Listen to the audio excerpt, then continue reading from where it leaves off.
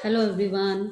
आप सबका बहुत बहुत स्वागत है रंजू टैरो कार्ड्स में। आज हम डिस्कस करेंगे द वर्ल्ड। सबसे पहले देखिए इसका जो एलिमेंट है अर्थ एलिमेंट है। यस नो की रीडिंग में ये यस का कार्ड है। अब देखो इसका अर्थ एलिमेंट कंसीडर करेंगे और सैटर्न प्लेनेट को ये कार्ड रिप्रेजेंट करता है। ठीक है, ये नंबर 21 नंबर को हम जब ऐड करेंगे तो थ्री बनेगा। थ्री रिप्रेजेंट करता है ग्रोथ, यानी ऑप्टिमंस, क्रिएटिविटी को रिप्रेजेंट करता है। अब देखो यहाँ एक लेडी डांस कर रही है, ये रिप्रेजेंट करता है हैप्पीनेस, विक्ट्री। अब देखो ये नेकेड है, ठीक है, ये रिप्रेजेंट करता है कि इसके पास कुछ भी नहीं है छुपाने के लिए, मतलब ट्रांसपेरेंसी को, ऑनेस्टी को रिप्रेजेंट करता है। ये देखो लेडी का एक पैर आगे की तरफ है और इसका मुंह दूसरी तरफ है। ठीक है, ये पास्ट को रिप्रेजेंट करता है और ये जो आगे बढ़ रही है ये फ्यूचर को रिप्रेजेंट करता है। मतलब ये लेडी पास्ट और फ्यूचर को दोनों को बैलेंस करना चाहती है। ये देखो दो वॉन्ड पकड़ी हुई है। ये रिप्रेजेंट करता है स्पिरिचुअल विजडम, नॉलेज को। साथ ही साथ ये रिप्रेजेंट करता है connection between earth and heaven को। या हम ऐसे बोल सकते हैं कि हमारे कॉन्शियस और सबकॉन्शियस माइंड को ये बैलेंस करना चाहती है। ठीक है, अब देखो एक पर्पल कलर का एक लंबा स्कार्फ ये लेडी को ढका हुआ है। ठीक है, ये रिप्रेजेंट करता है करेज, ऑनर, अथॉरिटी को रिप्रेजेंट करता है। यहाँ देखो फ्लावर एक ओवल से बना है। ठीक है, ये रिप्रेजेंट करता है विक्ट्री, सक्सेस, कंप्लीशन को रिप्रेजेंट करता है। अब देखो ये जो ओवल शेप है ना, ये बर्थ, रीबर्थ को भी रिप्रेजेंट करता है, मतलब फर्टिलिटी का सिंबल है। समझ रहे हो? अब देखो यहाँ रेड कलर का एक रिबन है, ये दोनों एंड को बांध रखा है। ठीक है, ये रिप्रेजेंट करता है इन्फिनिटी साइन को रिप्रेजेंट करता है। साथ ही साथ never ending cycle of life को भी रिप्रेजेंट करता है, मतलब एक ऐसा साइकिल जो कभी भी ख़त्म नहीं होता है। ठीक है, अब ये देखो ये जो रेड कलर है ना, ये वाइटलिज्म एनिमल है, जैसे वीट और ऑफ फज में था ना, वैसे ही। ठीक है, अब देखो ये जो इधर वाले जो एनिमल है ना, ये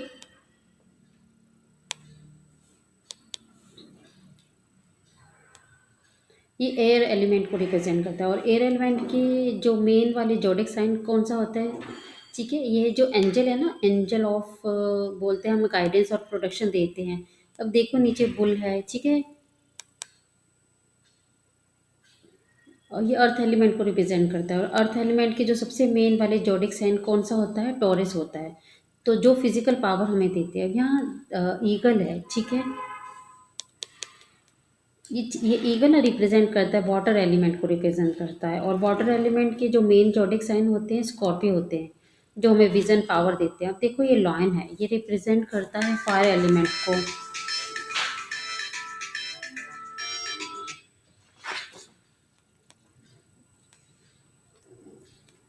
ये फायर एलिमेंट को रिप्रेजेंट करता है। और जो फायर एलिमेंट के जोडिक साइन होता है लियो होता है, जो हमें ब्रेवरी को रिप्रेजेंट करता है। अब देखो बैकग्राउंड ब्लू कलर का है, ये रिप्रेजेंट करता है, ब्लू तो नहीं बोल सकते, स्काई ब्लू कलर का है। ठीक है, ये पीस विजडम को रिप्रेजेंट करता है। ठीक है, अब देखो ये कार्ड का जनरल इंटरप्रिटेशन क्या है। सबसे पहले देखो ये card success, achievement, completion, fulfilment को रिप्रेजेंट करता है। ये कार्ड ट्रेवल को भी रिप्रेजेंट करता है। जब भी ये कार्ड आएगा आप ऐसे बोल सकते हो कि दुनिया आपके कदमों में है, लक आपके फेवर में है। ठीक है, पास में आपके साथ बहुत कुछ हुआ था, आपने बहुत कुछ एक्सपीरियंस किया था, आपने बहुत सारा लेसन सीखा था, लेकिन ऐसा समझ लो वह सारा चीज़ आपको एक्सपीरियंस करना बहुत ज़्यादा ज़रूरी था। ठीक है, लेसन आपको सीखना बहुत ज़्यादा ज़रूरी था, क्योंकि आने वाले टाइम में आपके साथ कुछ ऐसा होने वाला है जिसकी वजह से यूनिवर्स आपको अभी से तैयार कर रही है। देखो यहाँ एक चीज़ क्लाइंट को आपको डायरेक्टली ऐसे नहीं बोलना है कि आने वाले टाइम में आपके साथ कुछ बुरा हो सकता है, इसलिए यूनिवर्स आपको प्रिपेयर कर रहा है, ऐसा कुछ भी डायरेक्टली मत बोलना। मैं आपको समझाने के लिए बता रही हूँ कि कहीं न कहीं देखो कार्ड जब भी आता है ना, तो यूनिवर्स हमें प्रिपेयर करते हैं कि आने वाले टाइम में जो भी होगा हम उसे ईज़िली हैंडल कर लेंगे। तो आपको क्लाइंट को डायरेक्टली ये बात नहीं बताना है। ठीक है? अब इसका दूसरा मीनिंग क्या है? जब भी ये कार्ड आएगा ना, तो आप ऐसे बोल सकते हो कि अभी आप जो भी पोज़ीशन में हो ना, वहाँ कोई मिराकल से कम नहीं है। ठीक है? आपने बहुत मेहनत किया है, इसलिए आप ये इस पोजीशन में ठीक हो। और अभी आपके पास जो भी है ना, उसके लिए आप ग्रेटफुल रहो, यूनिवर्स आपको और ज़्यादा देंगे। देखो, इस टाइम पीरियड में ना आपको बहुत सारा अपॉर्चुनिटी मिलेगा, आपको ट्रैवल करने का मौका मिल सकता है, साथ ही साथ आपको जो भी अभी मिला है ना, वो आपके हार्ड वर्क, पैशन, डिटर्मिनेशन के थ्रू ही मिला है, ठीक है? अब आप देखो, ये जो भी कार्ड मनी, करियर, बिजनेस में आएगा, तब हम कैसे रीड करेंगे? सबसे पहला पॉइंट, आप अपने क्लाइंट को बोल सकते हो कि रिसेंट पास्ट में ना आपने बहुत कुछ सहा है, बहुत ज़्यादा परेशानी उठाई है अपने करियर में, जॉब में, बिजनेस में। अभी कहीं ना कहीं अभी आप स्टेबल पोजीशन पे हो, लेकिन पास्ट में ना आपने बहुत कुछ सहा है, जिसकी वजह से ना आप थोड़ा ढीठ हो गए हो कि मुझे ये काम करना है तो करना है, अब मैं पीछे नहीं हट सकता, ठीक है? और आपको ऐसा फ़ील हो रहा होगा कि मेरा गोल बहुत जल्दी पूरा होने वाला है और बिज़नेस में ना आपको बहुत ज़्यादा सक्सेस मिलेगा। या फिर ऐसा समझ लो कि अभी के पीरियड में ना बिज़नेस में आपको बहुत ज़्यादा सक्सेस मिल रहा है और हर तरफ से आपके लिए अपॉर्चुनिटी आ रही है। साथ ही साथ आपको फ़ॉरेन ट्रैवल करने का भी मौका मिल सकता है और वर्क प्लेस में भी सब कुछ बहुत बढ़िया चलता रहेगा। आपको ऐसा फ़ील होगा कि मैं हर चीज़ जानता हूँ, हर प्रोजेक्ट को ना आप टाइमली कंप्लीट कर दोगे, फाइनेंशियली एक्सप्रेस करेंगे। अगर आप बीमार हो तो बहुत जल्दी आप रिकवर करेंगे और आपको ऐसा फ़ील होगा कि मैं बहुत जल्दी ठीक हो रहा हूँ। मतलब आप ना कहीं न कहीं अपने ऊपर काम करने के लिए रेडी हो, ठीक है? मुझे, हाँ, अपने हेल्थ को सुधारना है, टाइम टू टाइम खाना खाना है, टाइम टू टाइम सोना है, मेरे शेड्यूल को मुझे ठीक करना है, समझ रहे हो?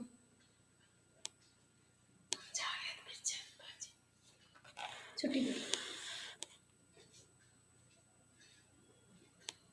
मतलब जब भी ये कार्ड आएगा ना हेल्थ में, ऐसा समझ जाओ कि आपका जो टाइम खराब था ना वो ख़त्म हो चुका है।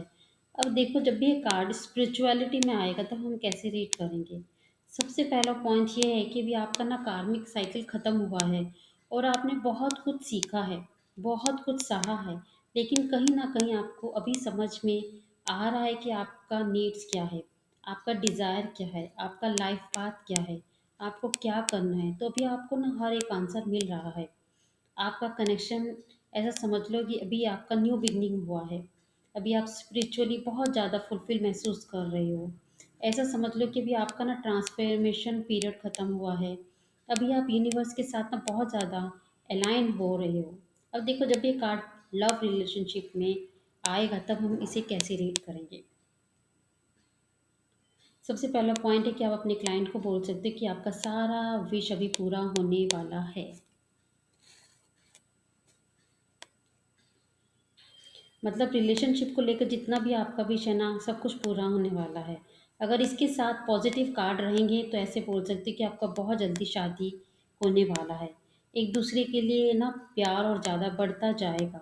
प्यार, केयर, अंडरस्टैंडिंग और ज़्यादा स्ट्रांग हो जाएगा, क्योंकि दोनों पास में ना दोनों ने बहुत ज़्यादा मेहनत किया है रिलेशनशिप के ऊपर भी। इसलिए यूनिवर्स खुश होकर इनको रिवार्ड दे रहे हैं कि हाँ, तुम दोनों शादी कर लो या एंगेजमेंट, ऐसा कोई रिवार्ड देंगे, ठीक है? अगर रिलेशनशिप में लड़ाई झगड़ा हो रहा है, अगर, ठीक है, लेकिन इसके साथ कोई नेगेटिव कार्ड आएगा, ठीक है? नेगेटिव वाले को पूरा ब्रेकअप वाला कार्ड नहीं आएगा, ठीक है? मतलब वो three of sword, ten of sword जैसे वाला कार्ड नहीं आएगा। तो छोटा मोटा लड़ाई वाला कार्ड आएगा तो ठीक है। जैसे टू ऑफ पेंटिकल्स आ गया, टू ऑफ वॉन्ड्स आ गया, ठीक है? ऐसे कोई कार्ड आएगा तो आप बोल सकते हैं कि बहुत जल्दी आप दोनों के बीच में लड़ाई झगड़ा हो रहा है, वो ख़त्म हो जाएगा। अगर इसके साथ कोई स्ट्रॉन्ग वाला नेगेटिव कार्ड आ जाए, जैसे मैं बोली थी, three of swords, ten of swords आ जाए, तो रिलेशनशिप ख़त्म हो जाएगा। लेकिन ऐसा समझ जाओ कि दोनों के लिए भलाई के लिए रिलेशनशिप ख़त्म हुआ है। देखो, एक चीज़ जैसे मैंने एग्जांपल दिया, two of pentacles, two of wands, वो नेगेटिव कार्ड नहीं है, लेकिन कहीं न कहीं वो कन्फ्यूजन वाले कार्ड हैं। तो इसलिए अगर आप इसके साथ एक कार्ड आएगा ना, तो आप ऐसे बोल सकते हो कि जो भी कन्फ्यूजन है, जो भी लड़ाई झगड़ा है, जो भी डिसएग्रीमेंट है, वो ख़त्म हो जाएगा। समझ रहे हो बात को? अब देखो, जब ये कार्ड सिंगल के रीडिंग में आएगा तो आप ऐसे बोल सकते हो, आपको बहुत सारा अपॉर्चुनिटी मिलेगा, मतलब बहुत सारा पोटेंशियल पार्टनर आपको मिल सकते हैं। आप जैसे सोच रहे हो उस टाइप के आपको पार्टनर मिलेंगे, लेकिन यहाँ एक कंडीशन है। अगर आप पॉजिटिव हो, ठीक हो, अगर आप सेल्फ लव कर रहे हो, ठीक है, तो आपको सही पार्टनर मिलेगा। अगर आप अपने ऊपर ध्यान नहीं दे रहे हो, बस पास की बात को देखकर, मतलब पास की बातें सोचकर आप बैठे हो, तो आपको सही पार्टनर नहीं मिलेंगे। जैसे लड़की देखो पीछे देख रही है, तो समझ जाओ अगर आप अपने ऊपर ध्यान दे रहे हो, अपना केयर कर रहे हो, तब जाकर आपको सही पार्टनर मिलेंगे।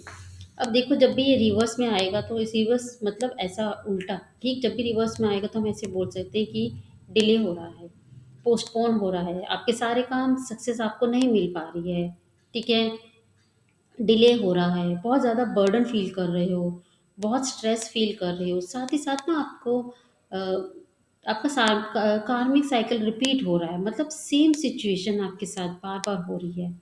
ठीक है, दूसरे पर्सन कर रहे हैं, लेकिन सेम चीज़ आपके साथ बार-बार हो रही है।